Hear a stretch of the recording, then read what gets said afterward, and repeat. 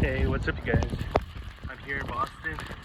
Survived my first blizzard here. It's freezing. I mean, check it out. Snow, crazy, but my hands are freezing. But I'm hanging in there. Just finished my first week of school, so I got my online classes and everything, so it worked out. But now still kind of surviving and seeing how everything goes for the semester. It's gonna be pretty busy, but we'll see how it goes. Still kind of adjusting to the snow. As you can see, I don't know where I'm going, but my face is starting to feel numb, so I might have to go inside soon. But it's pretty cool. Anyways, I'll catch you guys later. Don't forget to stay awesome, stay cool, and at least warm, I mean. And I'll catch you guys in the next video. See ya.